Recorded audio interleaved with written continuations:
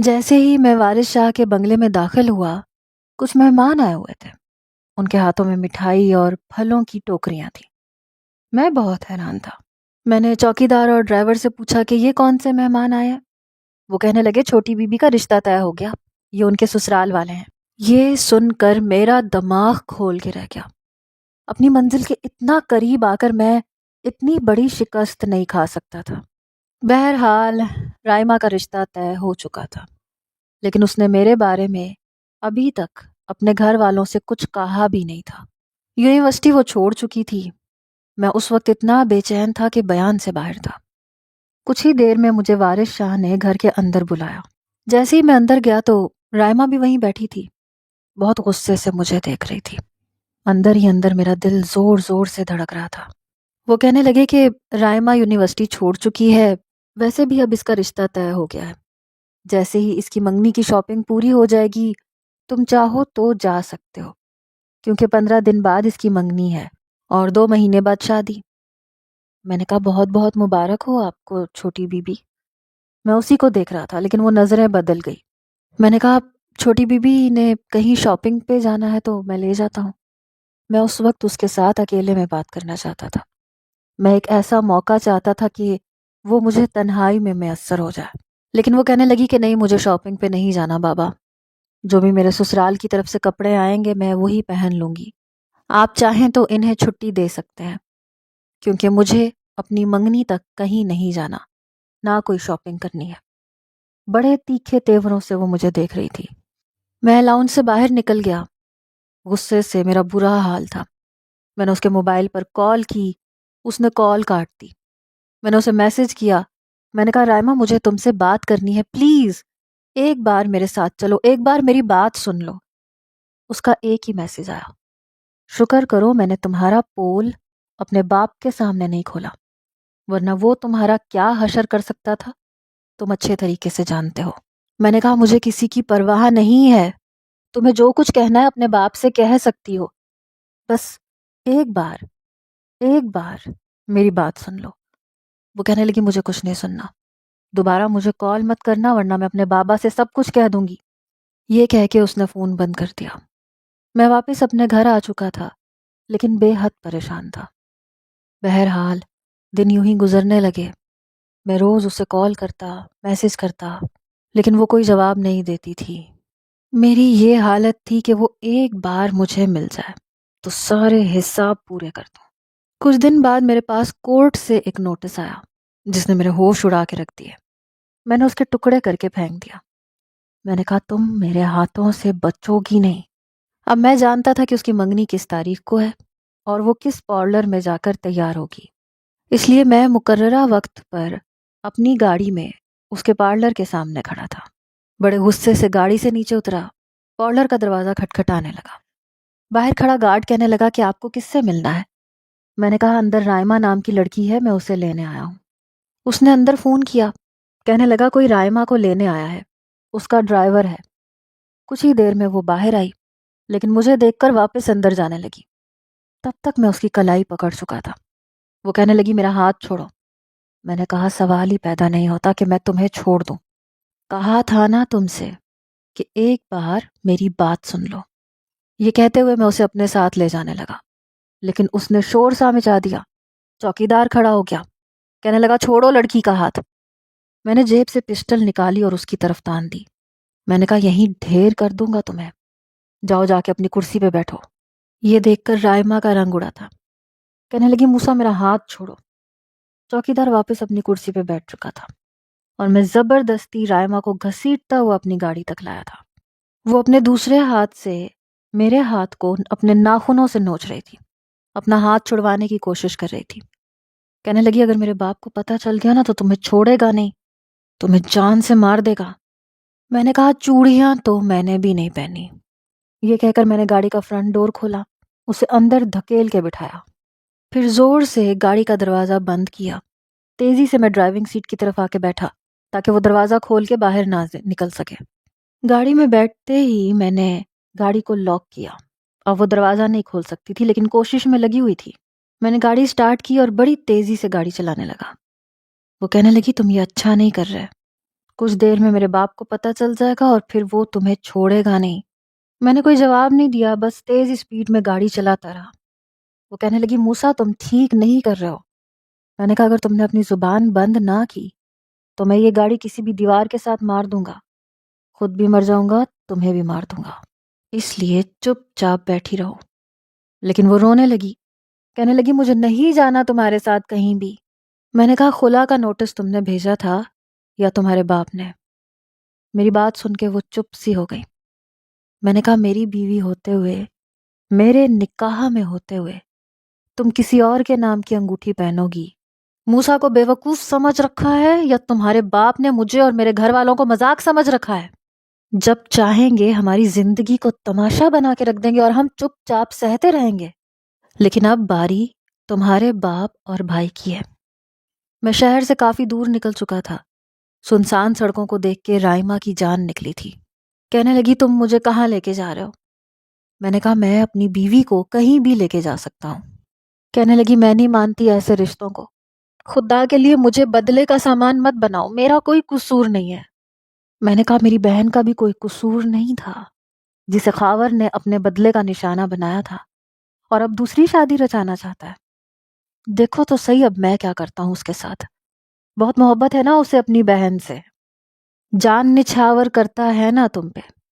اب دیکھو ان دونوں باپ بیٹے کو میں تگنی کا ناچ نہ نچوا دوں تو موسیٰ نام نہیں میرا۔ میں بے حد غصے میں تھا، لیکن رائمہ بے حد خوفزدہ ہو چکی تھی۔ میں نے کہا اپنی بہن کے ایک ایک ظلم اور زیادتی کا بدلہ لوں گا میں تم سے، اس کے ایک ایک آنسو کا حساب تم دو گی۔ وہ روئے جا رہی تھی۔ میں نے کہا تمہارے باپ نے کیا سمجھ رکھا تھا مجھے کہ میں سب کچھ بھول جاؤں گا؟ میرے باپ نے اگر کم عمری میں مجھے بیرون ملک بھیج دیا تھا تو کیا میں واپس نہیں آؤں گا؟ کبھی پاکستان کا رخ نہیں کروں گا؟ پچھلے سارے حساب کتاب بھول جاؤں گا اور وہ ایک خلا کا نوٹس بھیج کے فارمیلٹی پوری کرے گا اور عدالت کے ذریعے سے خلا حاصل کر لے گا۔ پچھلے 12 سال سے میرے سینے میں جو آگ دہک رہی ہے وہ اب آتش فشاں بن چکی ہے اور اب تم سب کو جلا کے راکھ کر دے گی۔ میں نے گاڑی اپنے چھوٹے سے فارم ہاؤس کے سامنے جا کے کھڑی کی، ہارن دیا تو چوکیدار نے دروازہ کھولا۔ میں نے گاڑی اندر لے جا کے پارک کی، رائمہ سے کہا کہ نیچے اترو۔ وہ کہنے لگی دیکھو مجھے اپنے بدلے کا نشانہ مت بتاؤ، میرا کوئی قصور نہیں ہے۔ میں نے کہا قصور میری بہن کا بھی نہیں تھا، نیچے اترو۔ میں ملازمین کے سامنے کوئی تماشا نہیں چاہتا، ورنہ تمہیں گھسیٹتے ہوئے جیسے لے کے آیا ہوں ایسے کمرے میں بھی لے جاؤں گا۔ میرا لہجہ بہت سخت تھا، اس لیے وہ خاموشی سے گاڑی سے نیچے اتری۔ میں نے بھی فرنٹ ڈور کھولا، باہر نکلا، دروازہ زور سے بند کیا، پھر اس کا ہاتھ پکڑ کر اسے لاؤنج میں لے آیا جو کہ بالکل خالی تھا۔ وہ کہنے لگی موسیٰ پلیز میرے ساتھ سب کچھ مت کرو، لیکن میں بالکل بے حس ہو چکا تھا۔ میرے تلخ ماضی نے مجھے بدل کے رکھ دیا تھا، مجھے اس وقت کچھ پتہ ہی نہیں تھا۔ کچھ دیر بعد میرے چھوٹے موبائل پہ بیل بجنے لگی، نمبر وارث شاہ کا تھا۔ میں نے وہ موبائل اٹھایا اور زور سے دیوار سے مار دیا، کیونکہ اب مجھے موبائل کی ضرورت تھی ہی نہیں۔ میں رائمہ کو اپنے کمرے میں لے گیا، جا کے بیڈ پہ دھکیل کے پھینکا، پھر کمرے سے باہر آ کر میں نے دروازہ بند کر دیا۔ اب مجھے کانچ کے ٹوٹنے کی آوازیں آ رہی تھیں، چلانے کی آوازیں آ رہی تھیں، دروازہ بار بار کھٹک رہا تھا۔ وہ کہہ رہی تھی موسیٰ تم میرے ساتھ اس چیز کا بدلہ نہیں لے سکتے جس میں میرا کوئی قصور نہیں ہے، لیکن میرے دماغ میں آندھیاں سی چل رہی تھیں۔ اس کے رونے چلانے کی آواز میں مجھے نیلم کی آواز سنائی دے رہی تھی۔ وہ رو رہی تھی، چلا رہی تھی کہ خاور نے میرے ساتھ اچھا نہیں کیا، موسیٰ وہ اچھا انسان نہیں ہے، وعدہ کرو میرے ساتھ کہ تم اسے چھوڑو گے نہیں، تم میرا حساب لو گے اس سے۔ اور میں بھی رو رہا تھا، سسکیوں سے رو رہا تھا۔ نیلم کا ہاتھ تھامے میں نے اس کی اکھڑی اکھڑی سانسوں میں اس سے وعدہ کیا تھا کہ میں خاور کو نہیں چھوڑوں گا، پورا پورا بدلہ لوں گا۔ ابھی بھی میری آنکھوں میں آنسو تھے، اب میری آنکھیں سرخ تھیں۔ میری بہن میرے گھر کی رونق تھی، ہر وقت ہنستی مسکراتی تھی۔ مجھ میں اور نیلم میں 5 سال کا فرق تھا۔ ہماری والدہ کا انتقال اس وقت ہوا جب ہم بہت چھوٹے تھے، یوں کہیں کہ میں بہت چھوٹا تھا۔ نیلم اس وقت 10 سال کی تھی اور میں 5 سال کا۔ 10 سال کی عمر میں اس نے مجھے بڑی بہن کم اور ماں بن کے زیادہ پالا تھا۔ میں اپنی والدہ کی یاد میں روتا رہتا۔ نیلم مجھے یوں روتا دیکھتی تو اپنے ساتھ لگا لیتی، کہنے لگتی میں ہوں نا تمہارے پاس، پھر کیوں روتے ہو؟ اپنے چھوٹے چھوٹے ہاتھوں سے مجھے کھانا کھلاتی، میں اسی کے ساتھ سوتا تھا۔ وہ میرا سر سہلاتی، کہانیاں سناتی رہتی، ایسے ہی ادھر ادھر کی باتیں کرتی رہتی۔ مجھے لگتا تھا جیسے 10 سال کی عمر میں وہ بہت بڑی ہو چکی تھی، وہ بالکل میری ماں جتنی ہو چکی تھی۔ میرے والد کو شروع سے ہی سیاست میں دلچسپی تھی، وہ سیاست میں اپنی دھاک بھی بٹھا چکے تھے۔ ہمارے گھر میں کسی چیز کی کوئی کمی نہیں تھی۔ لوگ میرے والد کو بھی اسی لیے پسند کرتے تھے کیونکہ انہوں نے ابھی تک جتنے بھی وعدے کیے تھے انہیں پورا کیا تھا۔ ہمارے قریبی گاؤں میں، قصبوں میں، جہاں میرے والد کی شہرت تھی اور جہاں سے انہیں ووٹ ملتے تھے، وہاں پر میرے والد نے گرلز اور بوائز اسکول الگ الگ بنوائے تھے، ہاسپٹل بھی بنوایا تھا، گاؤں والوں کو تمام سہولیات بھی دی تھی۔ بڑی امید تھی کہ اس دفعہ بھی میرے والد الیکشن جیتتے تو انہیں صوبے کی وزارت مل جاتی۔ لیکن انہی دنوں ایک ذمہ دار سے میرے والد کی دوستی کچھ زیادہ ہی ہونے لگی۔ وارث شاہ ایک گاؤں کا ذمہ دار تھا، دولت کی ریل پیل تھی لیکن رہائش گاؤں کی تھی۔ سیاست میں آنا چاہتا تھا، اسی لیے میرے والد کو اس نے ہتھیار بنانا چاہا۔ میرے والد بے شک سیاست میں تھے لیکن سادہ لوگ قسم کے انسان تھے، دوسروں کی خدمت اور مدد کر کے انہیں خوشی حاصل ہوتی تھی۔ وارث شاہ نے ان سے تعلقات بڑھائے، دوستی بڑھانی شروع کر دی، پھر اپنے گاؤں کے سارے ووٹ میرے والد کو دلوائے۔ حالانکہ میرے والد نے اسے ایسی مہربانی کرنے کے لیے نہیں کہا تھا، لیکن وہ سیاسی دماغ رکھتا تھا۔ اپنے آس پاس کے گاؤں جہاں تک اس کی دہشت تھی، اس نے سارے ووٹ میرے والد کو دلوائے۔ کہنے لگا دوستی میں کچھ بھی کر گزرنے کے لیے تیار ہوں۔ میرے والد اس وقت کرسی کے نشے میں جھوم رہے تھے، چاہتے تھے کہ انہیں صوبائی وزارت مل جائے اور یہ انہیں وارث شاہ کی مدد سے مل چکی تھی، اسی لیے دوستی اور بھی گہری ہونے لگی۔ یہاں تک کہ وارث شاہ نے شہر میں ہمارے گھر کے پاس ایک بڑا سا بنگلہ لیا، وہیں پہ اپنی رہائش رکھ لی۔ اس کا بیٹا اس وقت 23 سال کا تھا، رائمہ 10 سال کی تھی۔ رائمہ وارث شاہ کی دوسری بیوی سے تھی، اس کی پہلی بیوی سے صرف خاور تھا جس کا انتقال ہو چکا تھا، اور دوسری بیوی سے رائمہ پیدا ہوئی تھی، اس لیے دونوں بہن بھائیوں کی عمر میں کافی فرق تھا۔ انہی دنوں خاور کی بے باک نظریں نیلم پر تھیں، ساتھ ہی ساتھ میرے باپ کی کرسی پر بھی۔ وارث شاہ کا بنگلہ ہمارے گھر کے بالکل برابر تھا، اس لیے میرا آنا جانا بہت رہتا تھا۔ پھر میں اس وقت 15 سال کا تھا اور نیلم 20 سال کی، اس لیے میری دوستی رائمہ سے کافی حد تک ہو چکی تھی۔ ہم اکٹھے اسکول جاتے تھے، کھیلتے رہتے تھے، وارث شاہ کو اعتراض بھی نہیں تھا۔ اکثر پڑھائی میں بھی میں رائمہ کی مدد کر دیتا تھا کیونکہ اس نے ابتدائی تعلیم گاؤں سے حاصل کی تھی۔ شہر کے آکسفورڈ کے اسکول میں پڑھتے ہوئے اسے بہت مشکل پیش آتی تھی، لیکن میں نہیں جانتا تھا کہ خاور میری بہن کو سہانے خواب دکھا رہا ہے۔ نیلم اس سے محبت کرنے لگی۔ وارث شاہ ہر وقت میرے باپ کے ساتھ سائے کی طرح رہنے لگا، یہاں تک کہ کھانا پینا بھی ایک ساتھ ہونے لگا۔ کافی گہری دوستی جمانا چاہتا تھا، اس لیے کہ سیاست میں اس کی بھی جان پہچان ہونے لگے۔ میرے باپ کی وجہ سے میرے والد سے وارث شاہ نے اپنے دونوں بچوں کے رشتے کی بات کی۔ نیلم تو اس وقت گریجویشن کر کے فارغ ہوئی تھی۔ میرے والد کہنے لگے کہ میں اپنی بیٹی کو سیاست میں لانا چاہتا ہوں، ابھی اس کی شادی نہیں کرنا چاہتا۔ وارث شاہ کہنے لگا تو کوئی بات نہیں، مجھے کون سا اعتراض ہے، لیکن میں چاہتا ہوں کہ ہماری دوستی اب رشتہ داری میں بدل جائے۔ میرے والد کہنے لگے کہ میں اپنی بیٹی سے پوچھے بغیر اتنا بڑا فیصلہ نہیں کر سکتا۔ وارث شاہ کہنے لگا ٹھیک ہے تم پوچھ سکتے ہو، لیکن میں اپنی بیٹی سے پوچھے بغیر آنکھیں بند کر کے تمہیں موسیٰ کے ساتھ اس کا اس عمر میں نکاح پڑھوا سکتا ہوں، کیونکہ میں اس کا ولی ہوں اور میری بیٹی یہ رشتہ نبھائے گی۔ شاید وہ میرے والد پر احسان جتانا چاہتا تھا کہ اس کی بیٹی اس کے سامنے کیے گئے فیصلے پر انکار کرنے کا حق نہیں رکھتی۔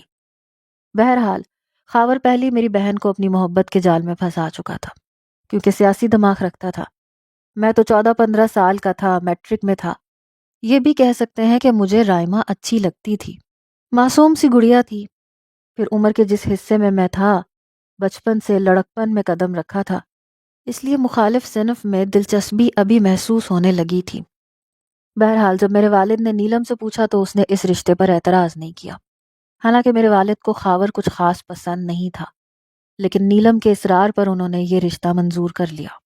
لیکن وہ کہنے لگے کہ موسیٰ ابھی چھوٹا ہے، تمہاری بیٹی ابھی بہت زیادہ چھوٹی ہے، مجھے نہیں لگتا کہ اس عمر میں ان کا نکاح ہونا چاہیے۔ لیکن وارث شاہ کہنے لگا کہ میں یہ رشتہ پکا کرنا چاہتا ہوں۔ ہمارے ہاں وٹا سٹا ہوتا ہے، لیکن یہ صرف اس کی باتیں تھیں، اصل کہانی کچھ اور تھی۔ اس کی آنکھوں میں سیاست میں میرے باپ کے ہم پلہ کھڑے ہونے کے خواب سجنے لگے تھے۔ بہرحال میرا رائمہ سے اور نیلم کا خاور سے نکاح ایک ہی دن ہوا تھا، لیکن میرے والد ابھی رخصتی کے حق میں نہیں تھے۔ وہ چاہتے تھے کہ نیلم سیاست میں دلچسپی لے تاکہ وہ نیلم کو آگے بڑھا سکے، کیونکہ میں ابھی چھوٹا تھا۔ نیلم کافی حد تک میرے والد کے خوابوں کو پورا بھی کرنا چاہتی تھی، کیونکہ میرے والد کی نیت صاف تھی، وہ عوام کو سہولیات دینا چاہتے تھے۔ اس وقت وہ نیلم کو اپنے ساتھ ساتھ رکھتے تاکہ نیلم خواتین سے ان کے مسائل پوچھ کر ان پر بھی کام کر سکے، لیکن خاور سے یہ بات برداشت نہیں ہوتی تھی۔ وہ سمجھتا تھا کہ وہ راحیل آفندی کا داماد بن چکا ہے، اس لیے راحیل آفندی اسے آگے کرے، دنیا کے سامنے یہ بتائے کہ یہ میرا داماد ہے اور یہ میرے بعد کرسی سنبھالے گا۔ حالانکہ میرے والد کا ایسا کوئی ارادہ نہیں تھا۔ بڑی مشکلوں سے انہوں نے اپنی محنت اور قربانیوں کے بل بوتے پر یہ کرسی حاصل کی تھی۔ وہ نہیں چاہتے تھے کہ اپنی محنت خاور کے نام لگا دے۔ دبے دبے لفظوں میں وارث شاہ نے بھی یہ بات میرے والد سے کہی کہ نیلم تو لڑکی ہے اور اسے ہمارے خاندان میں آنا ہے، اور ہم اپنے خاندان کی عورتوں کو سیاست میں نہیں لاتے بلکہ مردوں کو لاتے ہیں، اور خاور تو تمہارا ہی بیٹا ہے، تمہیں چاہیے کہ نیلم کے بجائے خاور کو آگے کرو۔ میرے والد کہنے لگے کہ میرے نزدیک بیٹا اور بیٹی برابر ہیں، اگر میں اپنی محنت پر کسی کو کھڑا کروں گا تو وہ موسیٰ ہوگا، اور جب تک موسیٰ بڑا نہیں ہو جاتا، میری کرسی سنبھالنے کے قابل نہیں ہو جاتا، میری بیٹی کرسی سنبھالے گی۔ اور عورت بھی سیاست کرتی ہے اور سب کچھ کر سکتی ہے، صرف گھر کی ہانڈی روٹی کے لیے پیدا نہیں ہوتی۔ میری بیٹی سیاست کرے گی اور سیاست میں میرا نام روشن بھی کر کے دکھائے گی۔ خاور سے شاید یہ بات برداشت نہیں ہوتی تھی، اس لیے اس نے نیلم کو فون کیا۔ کہنے لگا تم اپنے باپ کو منع کر دو کہ تم سیاست میں ان کا ساتھ نہیں دے سکتی، تم میں ایسی کوئی بھی قابلیت نہیں ہے، بلکہ اپنے باپ کو اس بات پر مجبور کرو کہ وہ مجھے آگے کرے۔ نیلم کہنے لگی میں ایسا کیوں کروں خاور؟ میرے والد اگر اپنی جگہ مجھے دینا چاہتے ہیں تو مجھے اس پر کوئی اعتراض نہیں ہے، انہوں نے بہت محنت سے، بہت قربانیوں سے اپنا یہ مقام بنایا ہے۔ وہ کہنے لگا شاید تم بھول رہی ہو، میرے باپ نے ہمارے گاؤں اور آس پاس کے گاؤں کے سارے ووٹ تمہارے باپ کو دلوائے تھے، اگر وہ آج اس مقام پر ہیں تو میرے باپ کا احسان ہے۔ خاور کا لہجہ سن کر نیلم کچھ پریشان سی ہوئی، کہنے لگی کہ تمہارے والد اگر یہ احسان میرے باپ پر نہ بھی کرتے تب بھی وہ اپنے بلبوتے پر یہ کرسی حاصل کر لیتے، کیونکہ لوگ میرے باپ کو پسند کرتے ہیں۔ وہ کہنے لگا تم شاید بھول رہی ہو، تم میری بیوی بن چکی ہو، تمہارا میرا نکاح ہو چکا ہے، اور ہمارے ہاں عورتیں مردوں کے سامنے زبان نہیں چلاتی۔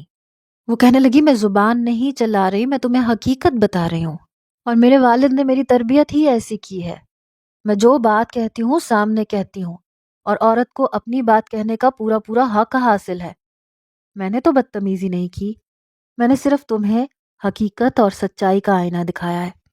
وہ کہنے لگا مجھے ایسے کسی آئینہ دکھانے کی ضرورت نہیں ہے، بلکہ میں آج رات کو ہی اپنے بابا کو تمہارے گھر بھیجوں گا شادی کی تاریخ پکی کرنے کے لیے، مجھے جلد از جلد رخصتی چاہیے۔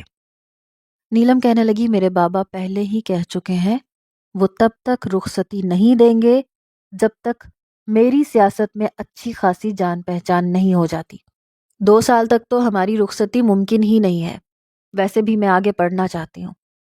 وہ کہنے لگا جتنا پڑھنا تھا پڑھ لیا، جتنا آگے بڑھنا تھا بڑھ لیا، اب میں آگے بڑھوں گا اور تم میرا ساتھ دو گی اچھی بیویوں کی طرح۔ نیلم نے کہا پتہ نہیں کیوں خاور مجھے یہ لگ رہا ہے جیسے تم نے مجھ سے نکاح میری محبت میں نہیں کیا بلکہ کرسی کی محبت میں کیا ہے۔ نکاح کے بعد سے تمہاری باتیں بدل گئی ہیں، تم پہلے والے خاور تو رہے ہی نہیں ہو۔ یہ سن کے وہ کہنے لگا تمہیں جو سمجھنا ہے سمجھتی رہو، ہم ذمہ دار ہیں اور ہمیں بیوی کمرے میں اچھی لگتی ہے، مردوں کے بیچ میں بحث کرتی ہوئی نہیں، اور تمہیں بھی میں گھر کی زینت بناؤں گا، اپنے کمرے کی زینت بنا کے رکھوں گا۔ میں تمہیں کبھی بھی اقتدار میں کھڑا ہونے نہیں دوں گا۔ نیلم کہنے لگی تو پھر ٹھیک ہے، میں اپنے اس نکاح پر نظر ثانی کر لیتی ہوں کہ مجھے یہ قائم رکھنا ہے یا توڑ دینا ہے۔ یہ سن کے خاور کو بہت غصہ آیا۔ کہنے لگا نیلم تم اتنی سی بات پر میرا اور اپنا رشتہ ختم کر لو گی؟ کیا تمہارے نزدیک رشتے کی کوئی اہمیت نہیں ہے؟ وہ کہنے لگی خود غرضی میں قائم کیے گئے رشتے کی میرے نزدیک کوئی اہمیت نہیں ہے۔ خاور اگر تم اس رشتے کے لیے مخلص ہوتے، سچ میں مجھ سے محبت کرتے، تو میں ضرور نبھاتی، لیکن میری سمجھ میں آ گیا ہے کہ تم نے مجھ سے محبت کے جال میں پھنسایا۔ نکاح کے بعد میں تمہارا بدلا ہوا روپ دیکھ کے حیران تھی، لیکن اب سچائی مجھ پہ کھل چکی ہے۔ تم مجھے سیڑھی بنا کے میرے باپ کی کرسی تک آنا چاہتے ہو۔ کیا یہ مردانگی ہے؟ اگر تم واقعی سیاست میں آنے کے شوقین تھے تو اپنے بل بوتے پہ آتے، اپنی ان 2-4 قصبوں کے ووٹ اکٹھے کر کے تم سیاست میں آ جاتے، لیکن نہیں، تم نے میرے باپ کو ٹارگٹ کیا۔ جانتے تھے کہ میرے باپ کو لوگ پسند کرتے ہیں، اسے اقتدار میں دیکھنا چاہتے ہیں، اسی لیے تمہارے باپ نے میرے باپ سے دوستی رچائی اور تم نے مجھ سے محبت۔ لیکن یاد رکھنا میں اپنے باپ کو دھوکہ نہیں دوں گی۔ خاور کہنے لگا تم تو برا مان گئی یار، میں بس تم سے ریکویسٹ کر رہا تھا، میں تم سے سچی محبت کرتا ہوں اور رشتہ توڑنے کا تو سوال ہی پیدا نہیں ہوتا۔ تمہارے بغیر دن رات کاٹنا مشکل ہو رہا تھا، اس لیے رخصتی چاہتا تھا، لیکن مجھے نہیں پتا تھا تمہیں برا لگ جائے گا یا تم میری باتوں کا دوسرا مطلب لے لو گی۔ نہیں چاہیے مجھے تمہارے باپ کی کرسی اور سیاست، تم اپنے پاس رکھو۔ اس نے فوراً سے پینترا بدلا۔ بات آئی گئی ہو گئی، لیکن خاور نے تو جیسے اپنے دل میں نیلم کے لیے بدلے کو سنبھال رکھا تھا۔ ایک بار اسے ریسٹورنٹ میں بلایا۔ اس وقت نیلم کی کافی جان پہچان ہو چکی تھی، اس لیے میرے والد اسے بغیر گارڈز کے کہیں نہیں بھیجتے تھے۔ وہ کہنے لگی کہ میں آج کل گاؤں اور قصبوں میں جا رہی ہوں، وہاں کی خواتین کے مسائل سنتی ہوں، انہیں حل کرتی ہوں۔ میرے پاس ریسٹورنٹ میں آنے اور کھانا کھانے کا وقت نہیں ہے۔ وہ کہنے لگا اب تمہارے پاس اتنا بھی وقت نہیں کہ تم 1-1.5 گھنٹہ میرے ساتھ کھانا کھا سکو۔ تم بعد میں کیا کرو گی؟ کیا لوگوں کے مسئلے مسائل ہی سنتی رہو گی؟ میرے مسئلے مسائل تمہارے لیے اہمیت نہیں رکھتے کیا؟ 2 گھڑی بھی نہیں ہے تمہارے پاس میرے ساتھ گزارنے کے لیے؟ خاور کی ایسی باتیں سن کر نیلم نے حامی بھر لی، لیکن جیسے ہی وہ ریسٹورنٹ پہنچی، وہ کہنے لگا اپنے ڈرائیور اور گارڈ سے کہو کہ واپس چلے جائیں، واپس میں تمہیں چھوڑ دوں گا۔ اس نے ڈرائیور اور گارڈز کو واپس بھیج دیا۔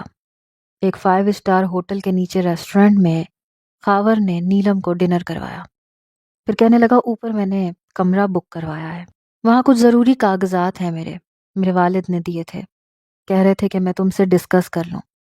اب دیکھو یہاں ریسٹورنٹ میں تو ایسی باتیں ڈسکس نہیں ہو سکتی، میرے ساتھ کمرے میں آؤ، کچھ دیر باتیں ڈسکس کر لیتے ہیں، پھر تم اپنے والد کو وہ بتا دینا۔ وہ کہنے لگی میں بھلا کیوں ڈسکس کروں؟ اگر وارث انکل کو کچھ کہنا ہے تو وہ ڈائریکٹ میرے والد سے کہہ سکتے ہیں۔ خاور کہنے لگا کہ تم بھی تو سیاست میں آ چکی ہو، سارے داؤ پیچ جانتی ہو، چلو آؤ نا، کچھ نہیں ہوتا، بس 10 منٹ کا کام ہے، پھر میں تمہیں تمہارے گھر چھوڑ دوں گا۔ وہ نیلم کو ہوٹل کے کمرے میں لے گیا، لیکن جیسے ہی وہ اندر گئی اس نے دروازہ بند کر دیا۔ نیلم یہ سب دیکھ کے حیران تھی، کہنے لگا بہت زبان چلانی آتی ہے تمہیں، مردوں کے سامنے بحث کرنے کی عادت ہے، آج تمہاری زبان پہ ایسا تالا لگاؤں گا کہ تم زندگی بھر یاد رکھو گی۔ نیلم کہنے لگی یہ کیا بدتمیزی ہے، دروازہ کھولو۔ خاور کہنے لگا یہ دروازہ اب نہیں کھلے گا جب تک میں تمہاری زبان بند کرنے کا انتظام نہ کر لوں۔ کب سے میں تمہارے باپ کی چمچا گیری کر رہا ہوں، اس لیے نہیں کہ وہ یہ سب کچھ تمہارے نام کر دے، تمہارے حوالے کر دے۔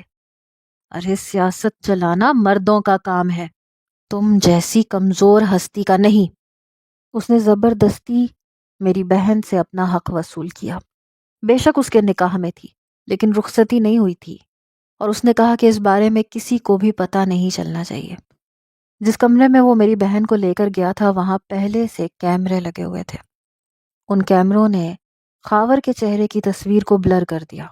اور میری بہن کی ویڈیو کو وائرل کر دیا۔ سب لوگ میری بہن کو برا بھلا سمجھنے لگے، میرے باپ کو گالیاں دینے لگے، اور اس وقت وارث شاہ نے اپنی دھاک بٹھا لی، سب کچھ اپنے نام کر لیا۔ نیلم ایک پاک کردار لڑکی، اس نے اپنی اس طرح کی بدنامی پر زہر کھا لیا۔ میں اس کے سامنے رو رہا تھا، سسکیاں لے رہا تھا، کیونکہ وہ صرف میری بہن نہیں تھی، میری ماں بھی تھی۔ اس نے مجھے بچوں کی طرح سنبھالا تھا۔ ماں کی آغوش کا تو مجھے نہیں پتا کیسی ہوتی ہے، لیکن نیلم کی آغوش سے میں نے ماں کی ممتا کو محسوس کیا تھا۔ وہ میری بڑی بہن تھی جو اس وقت زندگی کی آخری سانس سے بھر رہی تھی۔ وہ مجھ سے وعدہ لے رہی تھی کہ تم میرا انتقام لوگے، تم خاور کو چھوڑو گے نہیں۔ میری آنکھوں سے بتدریج آنسو بہہ رہے تھے۔ نیلم کی باتیں ابھی بھی مجھے اپنے کانوں میں سنائی دے رہی تھیں۔ پھر میں کیسے اس کی بہن کو بخش سکتا تھا جو میرے نکاح میں پچھلے کئی سالوں سے تھی؟ اس وقت میرے والد کی ذہنی حالت بہت خراب ہو چکی تھی۔ لوگ انہیں پتھر مارنے لگے، برا بھلا کہنے لگے، نیلم کو گالیاں دینے لگے۔ میں بھی ذہنی اذیت سے گزر رہا تھا۔ میرے والد مجھے لے کر بیرون ملک چلے گئے۔ باقی کا تعلیمی سلسلہ میں نے وہیں پورا کیا۔ کئی سال بعد میں واپس آیا تھا، لیکن میرے سینے میں نفرت کی آگ اب آتش فشاں بن چکی تھی۔ جو آج رات میں نے رائما کے ساتھ کرنا تھا، خاور اپنے بالوں کو نوچنے پہ مجبور ہو جاتا۔ میں اپنے آنسو صاف کرتے ہوئے بڑے غصے سے کمرے میں داخل ہوا۔ وہ بیڈ پہ بیٹھی سسکیوں سے رو رہی تھی۔ پورے کمرے میں کانچ بکھرے ہوئے تھے۔ میں نے اپنے شوز اس کانچ پہ رکھے اور قدم آگے بڑھانے لگا۔ جیسے ہی میں بیڈ پہ بیٹھا وہ کہنے لگی، میں اپنی جان لے لوں گی اگر تم نے میرے ساتھ کچھ بھی زبردستی کرنے کی کوشش کی۔ میں نے مسکرا کے اسے دیکھا۔ میں نے کہا، تمہاری یہی ادائیں تو میری جان لیتی ہیں سویٹ ہارٹ۔ تمہیں کیا لگتا ہے میں تمہیں بخش دوں گا؟ میں جانتا تھا وہ بہت روئی ہے۔ اس میک اپ میں بھی اس کی روئی روئی آنکھیں میرا سکھ چین چرا رہی تھیں۔ وہ کہنے لگی، مجھے کمزور مت سمجھنا۔ میں نے کہا، میں ایسی گستاخی کر سکتا ہوں کہ میں تمہیں کمزور سمجھوں؟ میں تو تمہیں وہی سمجھتا ہوں جو تم ہو۔ کیا سوچ کے تم کسی اور کی ہونے جا رہی تھی؟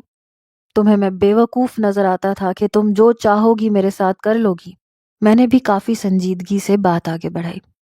وہ کہنے لگی، میں جانتی تھی تم جیسا بدماش ایسی اوچھی حرکتیں کر سکتا ہے، کبھی بھی کسی کو عزت نہیں دے سکتا۔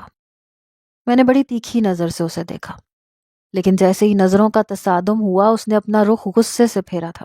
لیکن جیسے ہی میں نے اپنا ہاتھ آگے بڑھا کر اس کے رخسار کو چھوا تو وہ کسی کرنٹ کی مانند پیچھے ہٹی۔ پہلی بار میں نے اس کے چہرے پہ خوف دیکھا۔ میں نے کہا، کیا ثابت کرنا چاہتی ہو تم؟ پورے کمرے کا حشر بگاڑ دو گی، چیزوں کو توڑ دو گی تو میں اپنے حق سے دستبردار ہو جاؤں گا۔ میری بات پہ اس نے کوئی جواب نہیں دیا۔ میں نے آگے بڑھ کے جیسے ہی سائڈ ٹیبل کا لیمپ آف کیا اور اس کے قریب ہونے لگا تو ہاتھ میں پکڑی پرفیوم کی ٹوٹی ہوئی شیشی اس نے پوری قوت سے میرے سینے کی جانب بڑھائی اور